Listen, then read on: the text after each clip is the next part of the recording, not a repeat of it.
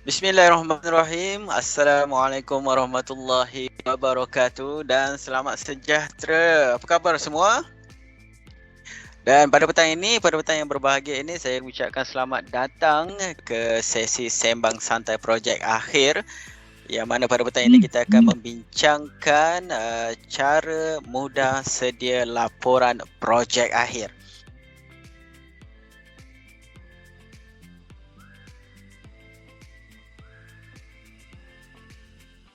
Jadi tanpa melengahkan masa, saya dengan sukacitanya mempersilakan sahabat saya Encik Anwar bin Abdul Wahab untuk meneruskan sesi sembang santai kita petang. Dipersilakan Encik Anwar.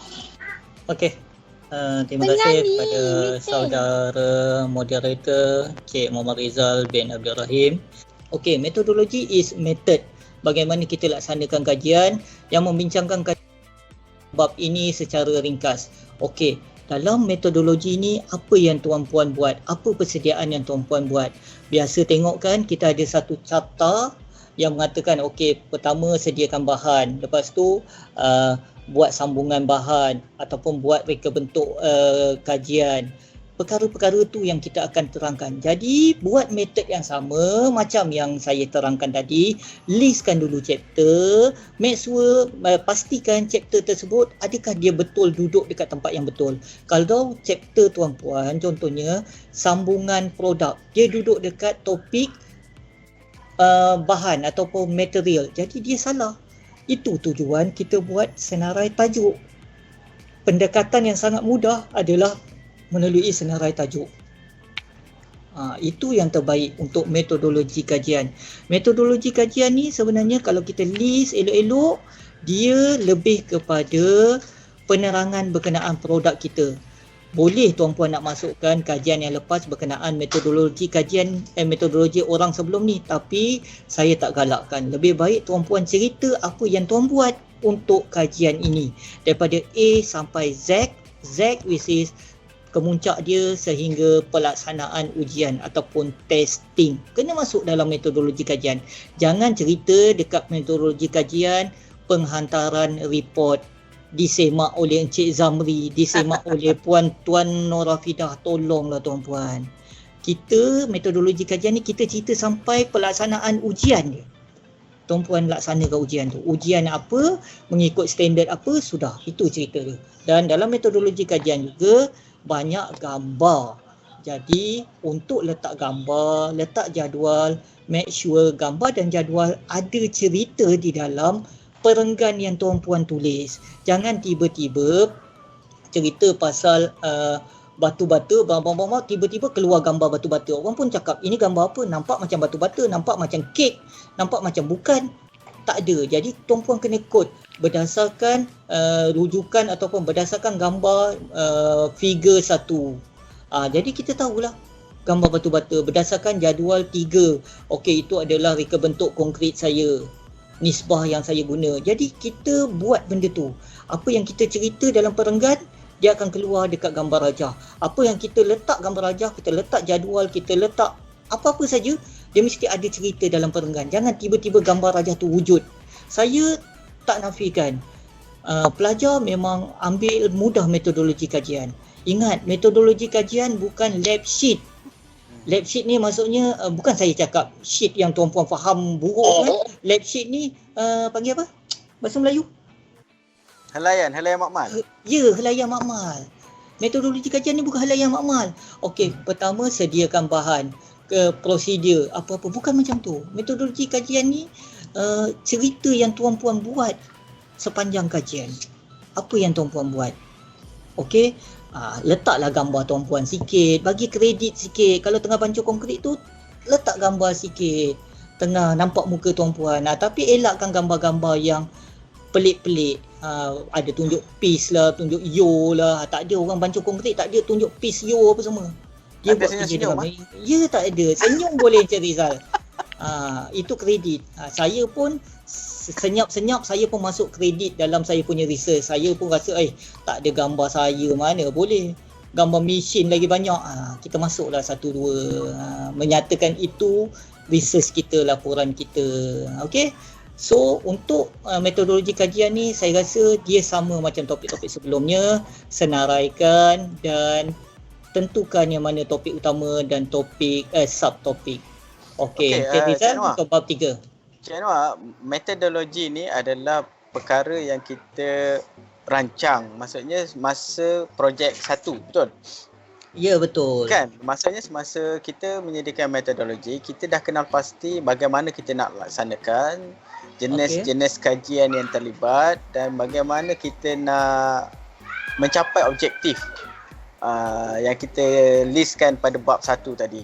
Tapi bila Cik Anwar kata bila dalam metodologi ni nak kena letak gambar kita sedang bancur konkret, sedangkan itu adalah benda yang kita akan buat semester 2 ataupun projek 2. Jadi macam mana kita nak letakkan kepada bab 3 ni gambar kita tadi tu? Adakah keperluannya di situ?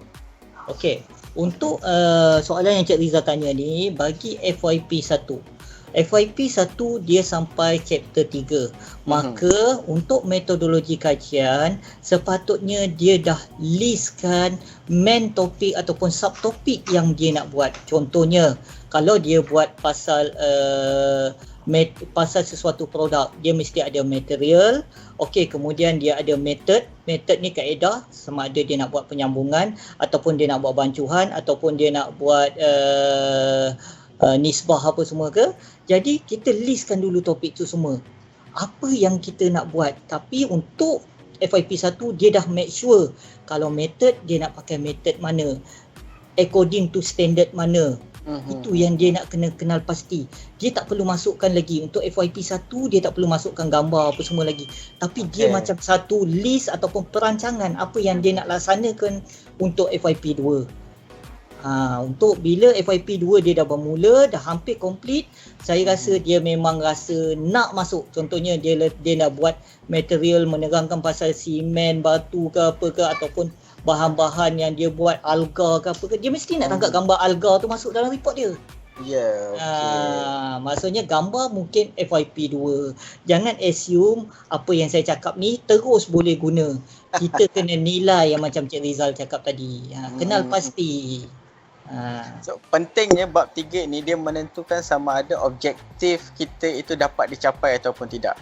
Dan biasanya kalau panel penilai dia lihat objektif dan dia lihat pada metodologi nampak tak synchronize, so dekat situlah akan timbul konflik nanti di mana banyak isu akan timbul dan akhirnya pelajar akan hang. So dia lost apa yang dia nak buat. Ya betul. Ya betul. Cuma saya bagi penambahan, apa yang Cik Rizal cakap tadi memang betul, cuma saya tambahkan di sini, dalam metodologi kajian ni sebagai seorang panel kebiasaannya dia lihat ada satu chapter dalam metodologi di mana chapter terakhir dinamakan testing.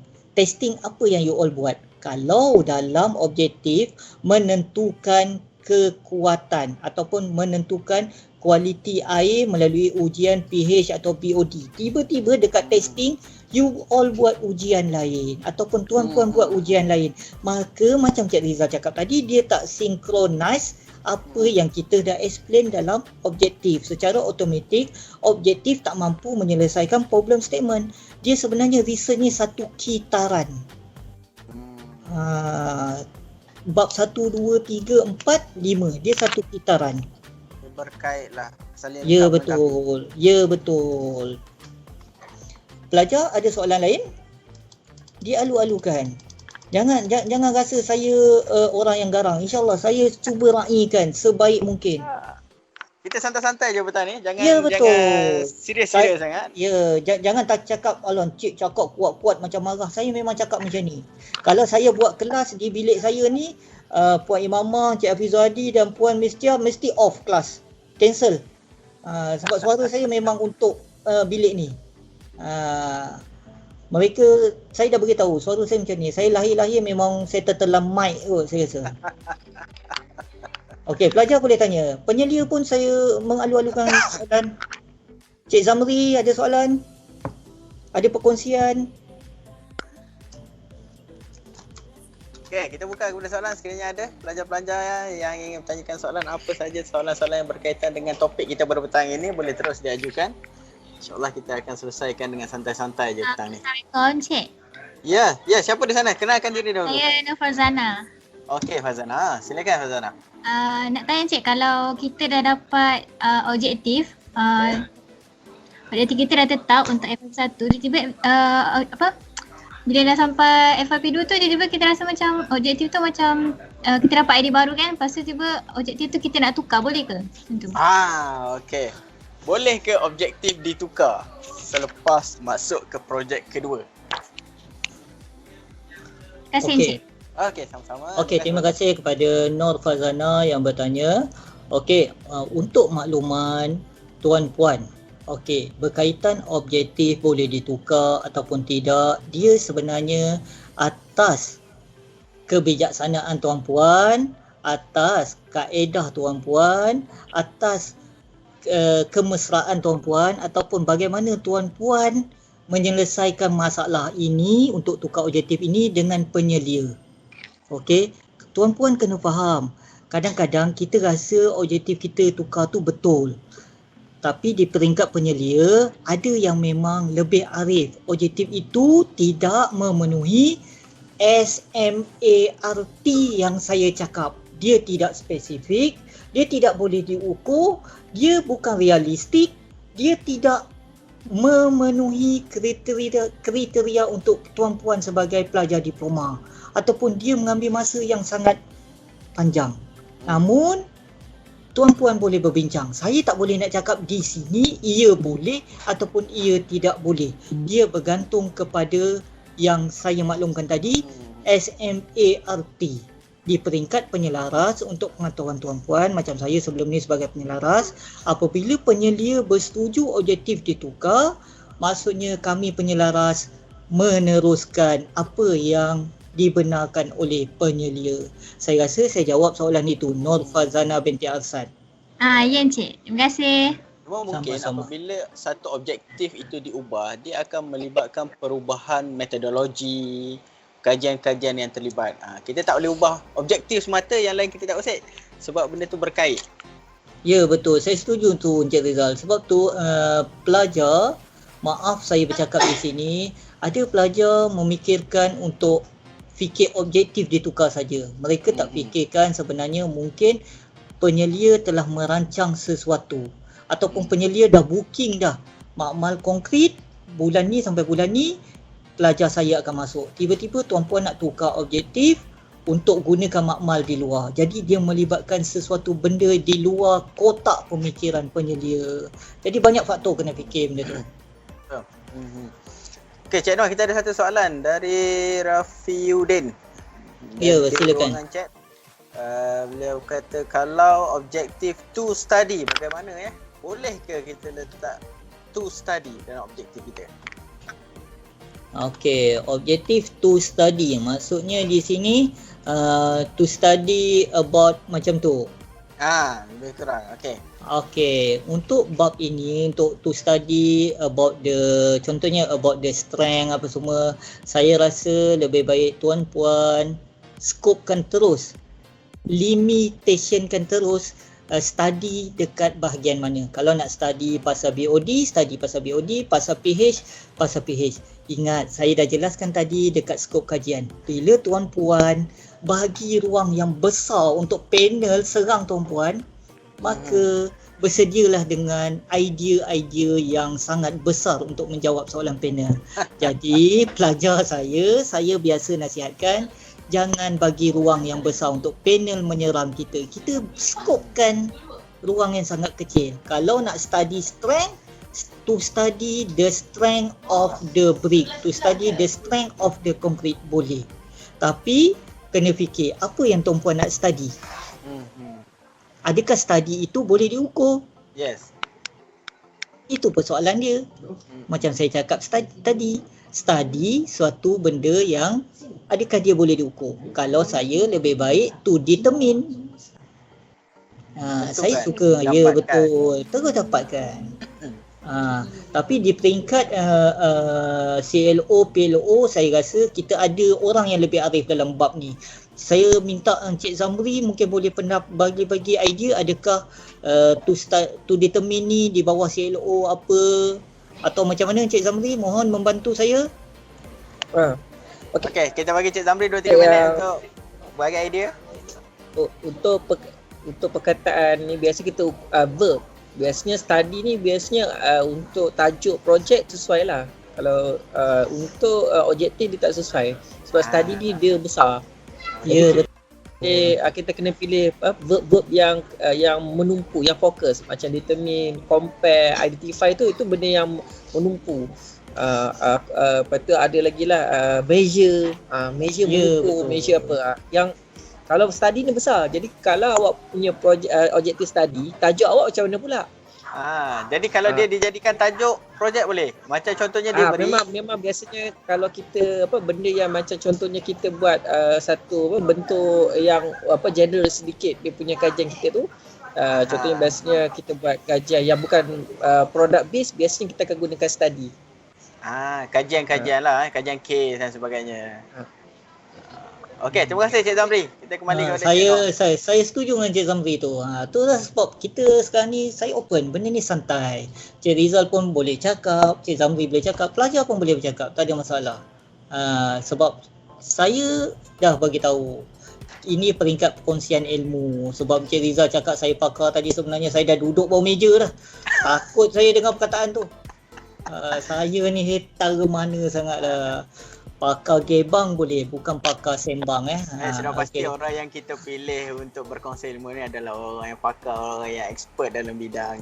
Jadi cuba besar hati Cik Anwar benda-benda ni. Jadi saya tertarik Cik Anwar dengan perkataan skop tadi. Saya boleh simpulkan bahawa skop projek ni adalah kita punya pelindung, kita punya penyelamat supaya kita tidak tersasar ataupun kita tidak di-attack dalam kod lah di attack oleh panel semasa presentation, sebab dia boleh satu skop ni satu batasan yang boleh kita pegang supaya dia tidak terkeluar daripada limit yang sepatutnya. Ya, betul Encik Rizal. Okey, boleh kita teruskan Cik Noh? Mungkin topik yang seterusnya kita ada lebih kurang dalam 20 minit lebih kurang lagi. Okey, saya cuba secepat mungkin. Okey, yang ini saya rasa tuan-puan pernah tengok metodologi kajian. Okey, ingat tuan-puan, apa yang tuan-puan letak dalam metodologi kajian yang ini kebiasaan pelajar letak. Catat alih ringkasan metodologi kajian yang digunakan untuk pembangunan projek kajian. Yang ini general tuan-puan untuk panduan tuan-puan buat projek. Kita bukan nak letak metodologi kajian perkara ini. Kita nak letak apa yang tuan-puan buat ataupun apa yang tuan-puan study pasal research tuan-puan. Mungkin tak payah letak ni pemilihan tajuk. Pemilihan tajuk tu proposal, kertas cadangan, kajian literatur, dah jenuh berulang balik cerita. Jadi tuan-puan terus pemilihan, mungkin kat sini terus pemilihan material, lepas tu penyambungan bahan, lepas tu apa lagi, pelaksanaan ujian pecah, ujian ujian A, ujian B, ujian C, dah cerita habis dalam tu. Itu yang mudah. Jangan letak benda ni. Saya biasa dapat benda ni. Metodologi kajian saya adalah seperti catat alih ringkasan berikut. Dah. Satu muka surat. Baca sendiri. Saya pun macam, alamak, ini macam catat macam mana nak buat projek. Bukan ini kaedahnya tu. Rujukan awal saja. Ya, rujukan awal. Kemudian ada pelajar, macam saya cakap tadi, bagi helaian makmal. 2 muka, 3 muka. Itu bukan metodologi kajian. Kita nak cerita sekarang ni pasal material kita datang daripada mana, ciri-ciri material kita daripada segi ciri kimia, kandungan bahan kimia dia macam mana, daripada karakteristik untuk fizikal dia macam mana. Kita cerita benda tu. Ambil maklumat-maklumat ini. Jika tuan-puan rujuk, contohnya tuan-puan ambil satu bahan, maklumkan bahan ini kandungan kimia ni apa, tuan-puan tengok daripada research orang ni, tuan-puan kod nama orang tu dalam tajuk jadual yang tuan-puan ambil ataupun data yang tuan-puan ambil tu. Jangan lupa, jangan sampai kita buat research sebenarnya kita tak perasan kita ni mencuri. Elakkan tuan-puan benda-benda macam tu. Itulah research adalah peringkat perkongsian ilmu. Sebab tu saya jarang nak guna research ni macam perkara-perkara macam sesi, nak buat webinar, nak buat kursus, saya tak suka. Saya lebih suka research is sharing knowledge. Orang ni kongsi orang ni punya maklumat, orang ni kongsi orang ni punya maklumat. Lain orang, lain fahaman. Saya faham konkret lain, Cik Rizal faham konkret lain. Lepas tu kita sama-sama raikan. Itu research. Okay, the next topic is kalau nanti kita balik kepada slide 17 tadi, metodologi tu. Okey, maksudnya ini adalah carta yang asas. So kita kena ubah mengikut kepada metod yang akan kita jalankan. Ya, boleh. Okay, kemudian setiap step itu perlu dibincangkan ataupun diterangkan secara mendalam. Ya, betul. Okay, contohnya kalau kata perlu melalui ujian mampatan gitu kan. So kita kena terangkanlah ujian mampatan tu macam mana, apa dia, dan bagaimana. Kena diperjelaskan. Dan mungkin perlu disupport dengan gambar-gambar mesin ke sebagainya. Ya, betul Encik Rizal. Gambar-gambar mesin, jenama mesin. Kita bagi maklumat ni lengkap. Jenama mesin tu datang daripada mana. Maklumat tu lengkap. Kita bukan buat cerita dongeng. Kita buat cerita ni laporan teknikal. Orang yang dalam teknikal, dia suka nak tahu benda tu. Kalau saya yang memang dalam teknikal macam tuan-puan, memang nak tahu. Kalau tunjuk mesin ni warna biru, ini mesin apa ya? Jenama apa? Mesti kita nak tahu. Berapa kapasiti mesin ni? Jadi maklumat-maklumat tu tuan-puan, setakat yang saya sembang dengan Cik Zayat, penyelia maklumat konkret, saya rasa tak ada siapa pun pernah ambil tahu jenama mesin compression tu, ujian konkret. Daripada mana dia buat, tak ada siapa pun ambil tahu. Jadi itu maklumat-maklumat teknikal yang perlu kita jelaskan dalam metodologi. Berapa bilangan sampel, kita jelaskan. Okey.